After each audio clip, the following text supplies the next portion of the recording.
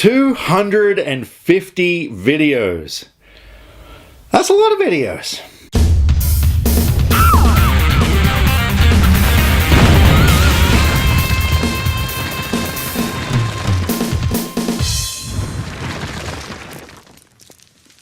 Hello everybody and welcome to my 250th video on my channel. This is a really big thing for me because when I first started doing this channel, I had no idea where it was going to go. I didn't even really do it with the expectation that things were going to take off or anything. I don't even know really why I did it. And I am one of these people that tends to start something and then, kind of think, okay, I've done that and go on to something else. So, I really wasn't sure if this was going to be an ongoing thing at all. I kind of thought maybe it'd last about 6 months and I'd find something else to do. But in all honesty, you guys have just made this one of the greatest things I've ever done in my life. And I'm not even kidding. I really, really appreciate all the friends that I've made through doing this channel, all the discussions I've had with people about movies, whether people agree with me or not, which is totally cool. And you guys have been so amazing as well. I have hardly had any douchebags, commenting and saying, oh, you like The Last Jedi, you're a piece of shit, or something like that. Everyone's been really civil, and I've had great debates with people, intelligent debates about movies, and but this whole thing has just been a really great journey, and I thank you guys so, so much. So, all the sentimental crap out of the way, how you doing anyway? Hope you're having a great day. So, being a milestone video, I kind of thought I'd like to do something a little different, and so I thought I'll do another Q&A. It's been quite a while since I've done one, and Q&As are always fun. Aside from the fact that I get to kind of talk to you guys directly and, connect with you a little bit more, it's also a cool way for you guys to find out a little bit more about me. And I put a call out for some questions and I have lots of them, so I'm gonna get through them. I'll try and be as succinct as possible. Succinct? Because I got 20 something questions, so I'll get through this. I won't make this too long, but anyway, and these are in no particular order as such. I've just kind of printed them out just randomly, so we'll just see how we go. So the first question I've got is from Tyler Calvert, who's another great YouTuber. All the YouTubers who have submitted questions, I'm going to put a link to everybody's channels down in the description box. I highly recommend checking all these guys out and supporting their channels because, everyone is just so awesome. So Tyler has asked me if Dave Bautista does join Suicide Squad 2, which DC EU character do you think he should play? Also, which lightsaber color would yours be if you had to choose one? So, with the whole Dave Bautista thing, look, if he's going to play anybody in Suicide Squad, I would love to see him play Solomon Grundy. Ever since I saw that character appear in Batman comics back in the day, I always thought he was really cool, and he's just got the right look for that character as well. And he'd be an interesting character to be in that lineup. So, I think Solomon Grundy would be a really good choice. As for lightsaber color, you got me there. It's a tough one. Green is my most favorite color of all time, so ordinarily I'd say green, but I've just got kind of an attraction to blue lightsabers, mainly because of Empire Strikes Back, like Luke's saber and stuff. Even when I had to choose a Force Effects lightsaber, I went with Luke's blue one. See? So despite my love of the color green, I'm probably going to go with blue on that one. Next question I have on my list is from a Twitter user, Adnama, who I'm guessing is named Amanda, because if you spell that backwards, and she's asked me if you were to play a Marvel character, who would it be? Well, if I was considerably younger and a lot thinner and more agile, I'd probably go for Spider-Man. I don't know, I really like Spider-Man. Let's face it, there's a hell of a lot of Marvel characters to choose from, but there's something about Spider-Man's wit and his smart-ass attitude and just his agility, speed, strength, all that sort of stuff, and just the overall look. I'm a big Spider-Man fan, so yeah, if I was going to be a Marvel character, I'd be Spider-Man. Alrighty, next one is from my good buddy Chandler Langley, whose channel is called Chandler's Videos. Again, there will be a link down there. Love this guy. I've done some collaborations with him in the past, and yeah, he's just such a likable guy. So definitely check his channel out. And he has asked me, do you look at reviews before going to see a movie or forming your own opinion? Do you think reading other reviews help form other people's opinions, or is it a waste of time? Excellent question. Yeah, look, I do sometimes look at other reviews. There have been some movies like Bad Times at the El Royale that I just saw a few days ago. I hadn't seen a single review of that movie. There are a few YouTubers, mainly the big ones like John Flickinger, Jeremy Jahns, Chris Stuckman, who I follow, and yeah, I tend to watch a lot of their stuff. But I personally don't think it doesn't affect my own opinion going into a movie. Like, I'll still form my own, you know, I'll look at other people's reviews and yeah, I'll consider what they're saying, but generally I'll go in with zero expectations and just form my own opinion. And I have the same thing with my channel, you know, like, I mean, I'm only really doing this just to talk about movies with people. I don't expect people are gonna follow my opinion. I mean, I've spoken to a few people who generally tend to agree with me, and that's great. And yeah, I find that with some of the reviewers as well, that you sort of focus on a couple of reviewers who you generally tend to agree with, and yeah, that's a cool thing. But look, this is all just for fun, you know? It's all just to meet cool people and talk about movies, and, you know, I love all that. One thing that does bug me is when people will watch a review or read a review or, you know, read someone's opinion of a movie and then just blindly go, oh, well, okay, I won't see that then if it's a bad review or whatever. I hate that because, you know, sometimes you might see a bad review of a movie, but you just never know. It could be the best movie you've ever seen. And, you know, aside from a few things like maybe the 50 Shades trilogy, yeah, I wouldn't generally suggest to people like, okay, this movie's bad, don't go see it. Like, you know, by all means, go see it if someone doesn't like it. I mean, yeah, form your own opinion. So I hope that answers that question. Next one, we've got Andy's Entertainment Corner, who is also another YouTuber. What's the first movie you saw at the cinema as a child in which you remember seeing? Well, if drive-ins count, the first movie I ever remember seeing was Star Wars: A New Hope back in '77. I think in Australia it didn't come out till about October. And I remember being in the back of my parents' car watching this movie, and it changed my entire life. The only thing I really vividly remember was the start of the film with Vader walking into the corridor of the ship.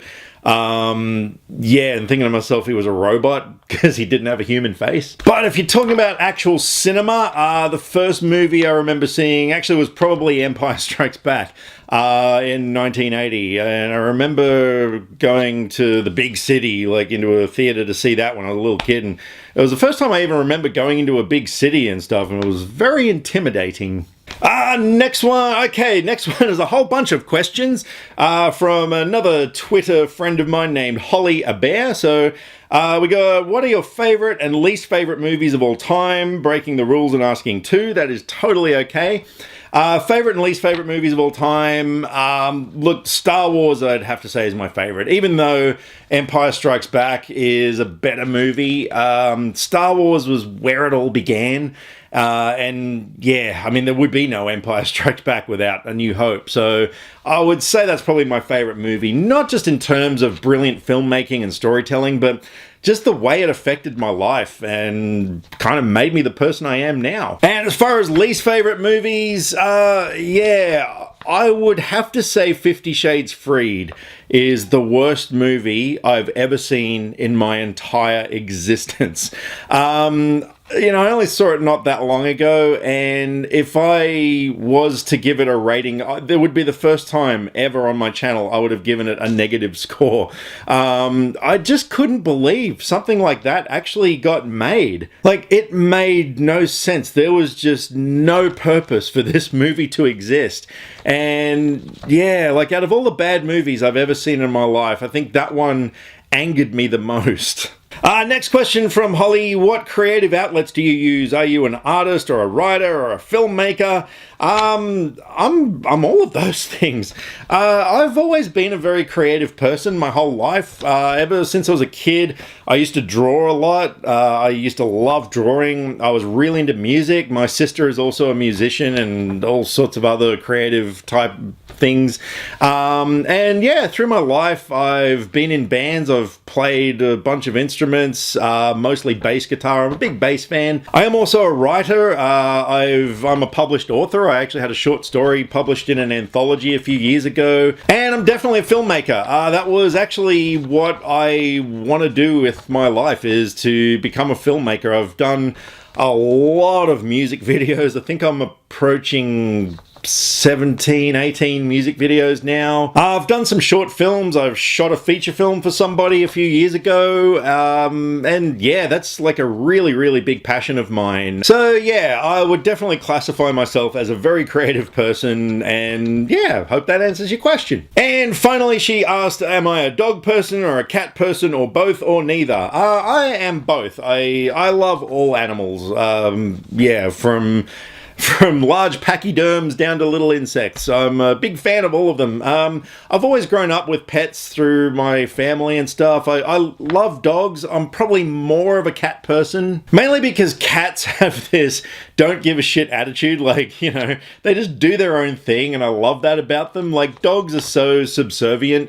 And yeah, whereas cats, we're subservient to them. And I respect that. I like that attitude. I think if I was an animal, I'd want to employ staff myself. Next up is from another YouTuber, Jared Poirier, and he's asked me two questions.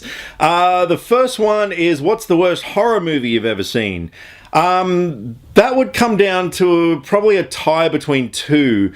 One of them was 2010 Maniacs, which I don't even remember it. All I remember was that after I saw that film, I went onto Facebook and said I now have a definitive answer for the worst movie I've ever seen. It was so utterly bad. And another one that I really hated, that was more of a disappointment than how bad it was Sadako versus Kayako, where we pitted the creepy chick from Ring and the creepy chick from Ju-On, The Grudge, which I never really thought it was going to be any good. Like, it just kind of seems like a cash grab. And yeah, that movie was terrible. They took two of the most terrifying entities in horror films, put them into one movie, and turned them into a big joke. And the second question from Jared is, how do you make your hair so crazy? I don't. It is actually just like this. My hair just defies gravity. The only thing I do is, because usually when I wake up in the morning, it is kind of like all over the place or to one side, depending on which side I've slept on, or in like a weird mohawk. So I do use some product just to kind of even it out. But yeah, as far as this goes, it just does it. But on a side note, a few months back, I actually met Tom Welling from Smallville, as in Clark Kent himself, at a convention. I got his autograph, and as I'm walking off, he actually said to me, hey man, I really like your hair, it's awesome. I was just like, Superman likes my hair. So yeah, there you go. Just a stupid anecdote, but yeah, that's what happens with my hair. Boo! Next question is from one of my most favorite YouTubers who is doing stuff today, Jared Buckendall. If you guys like to laugh, you need to check out this guy's channel. He is hands down the funniest YouTuber doing videos today. This guy's stuff is incredible. The amount of work he puts into his videos, I know what it's like, and I can only imagine what it must take to edit one of his clips. And not only that, he's just a really nice guy. He's one of those funny people who doesn't act like he knows he's funny. So yeah, I'm a big fan of his. So his questions. Okay, let's go through these. If you and Bongo were to be cops, who is the good cop and who is the bad cop? If we were cops, I would say I would be the good cop and Bongo would be the douchebag cop. I don't know if he'd be a bad cop per se. He'd be bad at it. I mean, yeah, he'd just be arresting people for absolutely no reason whatsoever because he just doesn't fully understand the law. I don't think the department would issue him a gun. Yeah, because that would just end in all sorts of tragedy and disaster, which, let's face it, the world doesn't need. He'd probably just have a banana. Yeah, like a sort of gun banana thing. That's silly. Anyway, in an unforeseen breakup/divorce, who would get the channel, you or Bongo? I would. It's my channel. I don't care how much that little simian tries to take over. It's my channel. Even though he's got his own intro and stuff, and like is probably more popular than me and stuff. But actually, yeah, he'd probably get it. But I'd start my own rival channel. Yeah, that's what I'd do. I'd start up a new channel and have like 5 subscribers. And finally, if you and Bongo were in a horror film, what would be the premise and who would survive longer? I think I'm already in a horror movie with Bongo. It'd be about this YouTuber who is really enjoying the mild success that he has, and then this creepy character comes along and starts slowly taking over his life. And he would steal all of his friends away. He'd actually, like, pretty much take over his entire existence. And eventually, the original YouTuber would be just locked down in a basement or something and just fed occasionally. And he would cry a lot. So yeah, it wouldn't be a typical slasher movie. It'd be more like a psychological horror. And yeah, but I'd like to think that our hero would eventually break free and yeah, snap Bongo's neck or something like that. Yeah, that'd be really good. But anyway, that was just all entirely too depressing. So next up, we've got Mitch from Twitter, who his first question was, do you support James Gunn? Joking. Yes, as a matter of fact, I do. No, big picture, what's your end-all, be-all goal with your career? YouTube superstardom, TV show, hosting a cupcake-based cooking competition. How did you know? No. No, look, here's the thing. This whole YouTube thing has been a pleasant accident. I did want to be a filmmaker. I mean, I have a university degree in video production and writing. And yeah, you know, I've just done as much as I can leading up to a career in directing. I really want to direct. And then, yeah, this whole YouTube thing came along, and I got to be honest with you, I've had more rewards doing this channel than I have with the filmmaking stuff. And a lot of that is because all of this I can just do by myself. You know, filmmaking is such a difficult thing to get off the ground. Like, you've got to get a whole team of people together to do all these different jobs. And it can be really frustrating and laborious and difficult. Whereas this, you know, I can just make content, produce everything myself, get it out there. And you guys, you know, supporting what I do and everything has just been amazing. And yeah, I mean, you know, with this channel, I've done things like covering the red carpet for Thor Ragnarok. I've hung out with and hosted a Q&A session with Greg Sestero from The Room. I'm on media lists for all the big studios to get invited to media screenings and stuff. It's been incredible. And every time something big happens, you know, I always think to myself, this is all because of this channel. And yeah, to be honest, like, yeah, so look, I don't know. I mean, I'd still like to do filmmaking. I'd like to do this as well. I'd kind of like to do both. I'm just one of these people, you know, I'm just rolling with it. I'm just going to see whichever one becomes a thing. Like, at the moment, the YouTube thing seems to be progressing at a better pace than the filmmaking stuff. But hosting a cupcake-based cooking competition, now that you mention it, I think I have a new dream. Next up, we've got Ashley Peschel from Peschel Talks, another great YouTube channel. Once again, down in the description after this video, head down there, check out all these people. And this guy and I have become very good friends through the course of this channel. So he has asked me, if you and Bongo were trapped on a desert island, who would eat who first? Look, I'm gonna have to go with the monkey on this one. He's such a little savage. Like, there wouldn't really be much for me to eat. You know, he's just got a scrawny, tiny little body. So you'd probably get about one meal out of him if I'm being realistic. But I've no doubt he'd trick me into not eating him somehow because, you know, he is kind of witty. And we'd go to sleep one night, and I don't know if I'd ever wake up again. If I did, it'd be like that scene out of Return of the Jedi where I'd be, you know, like Han Solo, just like tied to a spit, and he'd be stoking a fire underneath me.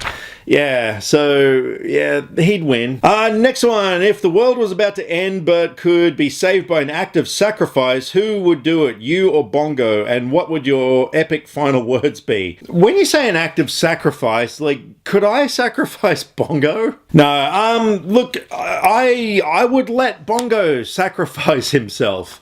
I really would. I'd like to see him go out on a noble end. Plus, I'd hate the thought of sacrificing myself for the world to go on, but that little bastard kept living. And I don't know, he'd probably come up with some final words, something that in his mind would be very poignant. Like, ask not what your world can do for you, but what you can do for your world. No monkey business. And what would be yours and Bongo's superpowers? If I had to choose a superpower, I'd love to be able to fly.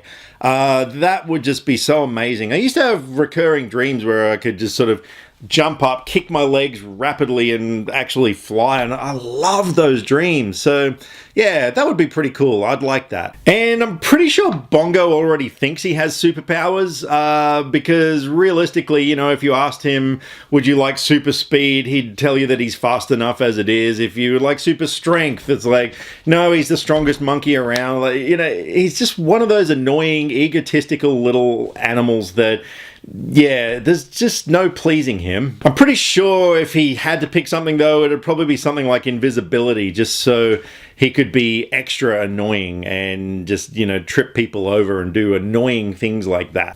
Next question is from my good friend Karen, who is the world's greatest artist, who I've been plugging her stuff on my channel. And yeah, if you haven't checked out her work already, you really need to, because she is absolutely phenomenal. So I got two questions from her. The first one was posted on Instagram.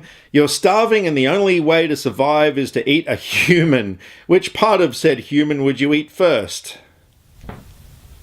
Yeah, wow, that's, look, if I absolutely had to eat a human, what would I eat first? Something fleshy, something like maybe the legs or something. I heard you can, you know, make pretty good leg tacos. Yeah, anyway, on to the next question.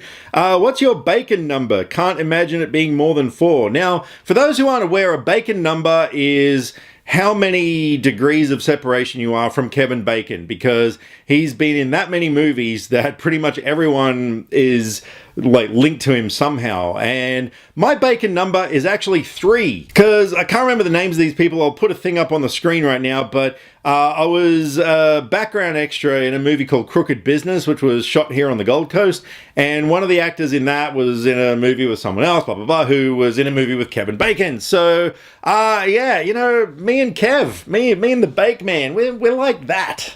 Actually, yeah, we're not really. I've never met him before, but yeah, so my bacon number is 3. Next question on the list is from Sam Tranter, and he has asked me, what's your most favorite movie and why? Well, yeah, I already kind of touched on that before. My favorite movie is Star Wars, because that's the first movie I remember seeing as a kid, and as a 4-year-old kid, it really affected my imagination, especially. You know, I mean, with all the toys that came out, and when I learned to draw, I was just drawing nothing but Star Wars pictures, and to this day, I'm still collecting Star Wars toys. And yeah, that movie just really enhanced my imagination. It really made me understand like just what you can achieve if you can think it. And yeah, it was just a perfect movie for a little kid to enjoy. On to the next. What do we got here? We have got Sam from Twitter, who has asked me, what is your favorite scene in Howard the Duck? Right. I I had never seen Howard the Duck before. I'm going to be completely honest. There are movies out there that I haven't seen. Mainly because I always heard about how bad that movie was, and I kind of thought, well, do I really want to see it? But as a token of dedication to answering these questions, I thought to myself, you know what? I'm going to watch Howard the Duck. So only a couple of hours ago, I thought to myself, all right, let's check it out. So I put the movie on. I couldn't get through it. It is terrible. Like, seriously, aside from the fact that I was nodding off on the couch and woke up and Jeffrey Jones has all of a sudden got some weird overlord space creature voice thing. I missed the bit where that happened. Yeah, look, it's just so all over the place. Like, the tone was so inconsistent. The performances were terrible. The effects, well, I know it's from the mid-'80s, but man, yeah, I'm sorry I couldn't get through it. From what I've seen so far, the only things I really like, well, there was that weird creepy scene where Leah Thompson is seducing Howard the Duck in bed. Like, you know, she looked alright, but that was really disturbing. And the bit at the start where Howard's getting sucked out of the apartment building and he goes through, there's a bathroom with like a female duck in a bath and you see her boobies. Yeah, that was both disturbing and yet strangely arousing. So, yeah, look, I don't know if I'm ever going to finish that movie. Yeah, I've just got way too bad a memory now of the first half, and I don't really care to see the second half. Next one is from, oh boy, it's from Spoopy Rubdius. Spoopy Rubdius. I don't even know how to say that, but thank you for your question, Spoopy Boop. So we got a Halloween question for you. What scene or character from a movie scared you when you were a child, and how do you feel about it now? Excellent question. When I was a little kid, my dad and my grandfather, they used to watch a lot of horror movies. Like, they used to rent things like Friday the 13th and The Omen and Hell Night with Linda Blair, which was another, like, obscure little horror movie that I remember seeing. And even though I was like 6, 7, 8 years old, they had no problem with me watching these films. And the one that really affected me to the core was at the end of the first Friday the 13th, when the girl's in the boat at the end and the cops are on the shore looking, and little creepy Jason kid jumps out of the water and grabs her. Wow. I mean, at the time, bath time was never the same for me. That messed me up for years. I would always be sitting in the bath and just terrified of what was going to jump over the edge.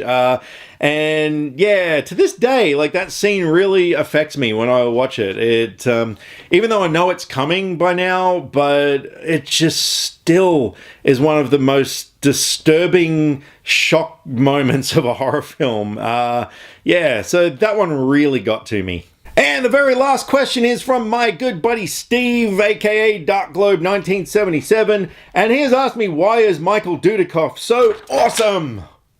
So look, Steve and I, we're really big fans of B-grade movies, and one of our most favorite movies of all time is American Ninja. We are massive Michael Dudikoff fans. In my collection of DVDs and Blu-rays and stuff, I think I've got something like close to 20 Dudikoff films.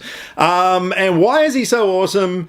Well, what can I say? That guy has just got it. You know, like, some actors, they don't really have a great deal of talent, but they've just got this thing, this je ne sais quoi. Yeah, just, you know, the character of Joe in American Ninja, you know, just that kind of stoic coolness. Like, he was sort of almost like the James Dean of the modern era. Plus, he's got one of the most amazing heads of hair in all of Hollywood. Yeah, look, the guy can just do no wrong. You know, if you're trying to make a movie and you need a lead actor who is just probably not going to bring in $1 billion at the box office, but, you know, if you want your film to be something important in the history of cinema, you got to cast Michael Dudikoff. All right, so that concludes the Q&A.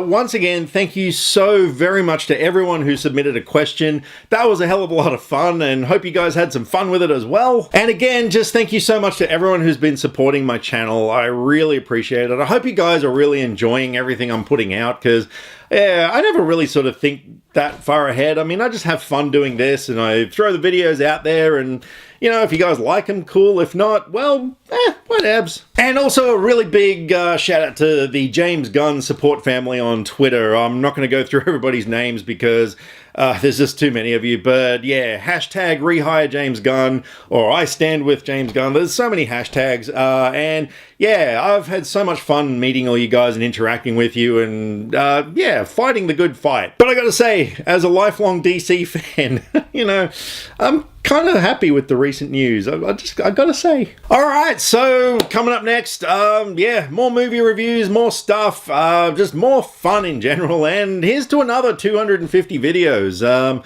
Yeah, I guess in a few years' time, I'll be doing my 500th. And the way things are going, I'm pretty confident that that is going to happen. So thank you again to everybody. You guys are the absolute best. Drop me some comments either here, Facebook, Twitter, all the social media links are in the description below, because I like to talk about movies and I would love to talk about movies with you. Catch you next time. Click subscribe to stay up to date with all the latest movie reviews. Skynet will be taking over any day now, so what have you got to lose? Nyah.